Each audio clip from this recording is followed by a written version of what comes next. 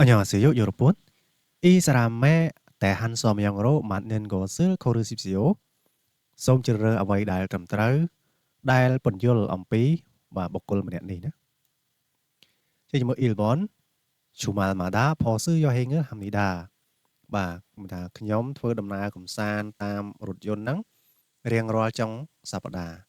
이번 날마다 자전거로 출퇴근합니다. បាទខ្ញុំទៅធ្វើការណាបាទជុលទេគឺចេញចូលធ្វើការហ្នឹងបាទអញ្ចឹងខ្ញុំទៅធ្វើការដោយជិះកង់រៀងរាល់ថ្ងៃ 3번 날마다 2시간 운동을 합니다. បាទខ្ញុំហាត់ប្រាណបាទរយៈពេល2ម៉ោងជារៀងរាល់ថ្ងៃ 4번 주말마다 자전거를 타고 한강으로 갑니다. បាទខ្ញុំជិះកង់ទៅទន្លេហាន់រៀងរាល់ចុងសប្តាហ៍ណាបាទអញ្ចឹងយើងមើលអត្ថបទទាំងអស់គ្នា 저는 주말마다 자전거를 탑니다. ខ្ញុំបាទជិះកង់រៀងរាល់ចុងសប្តាហ៍ 집에서 한강까지 자전거로 갔다가 오면 2시간쯤 걸립니다. បាទ 갔다 오다 ទៅហើយត្រឡប់មកវិញណាបាទអញ្ចឹងបាទពេលជិះកង់បាទឬក៏ប្រសិនបើណាអញ្ចឹងពេលជិះកង់ពីផ្ទះ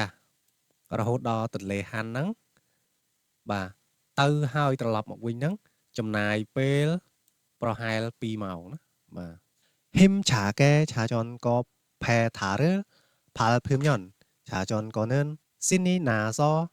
달려갑니다. បាទ 힘차게 បាទកម្លាំងខ្លាំងណាបាទដោយកម្លាំងខ្លាំង 페달을 밟다 បាទ 밟다 ធាក់ណាបាទធាក់ឈ្នាន់កង់បាទធាក់ឈ្នាន់កង់ 신이 나다 បាទរំភើបណាបាទអារម្មណ៍រំភើប 달려가다 달리다 រត់ណាបាទឬក៏លបឿនណាបាទកន្លែងនេះរត់ទៅមុខណាបាទអញ្ចឹងនៅពេលយើងយកមិនថានៅពេលដែលខ្ញុំយកជើងធាក់ឈ្នាន់កង់បាទដោយកម្លាំងខ្លាំងអញ្ចឹងកង់បាទបានរត់ទៅមុខយ៉ាងលឿនធ្វើឲ្យអារម្មណ៍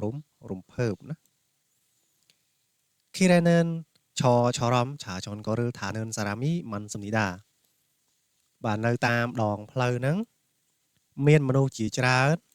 ដែលជិះកង់ដូចជាបាទចរំដូចជាខ្ញុំដែរណាបាទ 병일 출퇴근 시간에 버스 안에서 보는 풍경과는 아주 다릅니다. បាទអញ្ចឹងគឺវាខុសគ្នាខ្លាំងណាស់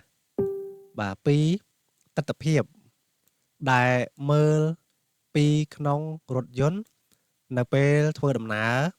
បាទទៅធ្វើការនៅថ្ងៃធម្មតា평일ថ្ងៃធម្មតាណាពីថ្ងៃច័ន្ទដល់ថ្ងៃសុក្រ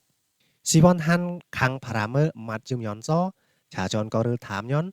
일주일의 스트레스와 피로가 다 풀립니다. បាទម៉ាត់តាកន្លែងនេះគឺបាទប៉ះឬក៏ត្រូវណាបាទអញ្ចឹងខាង5បាទខ្យល់ទន្លេ stress បាទ piro ភាពនឿយហត់ណាបាទ pulida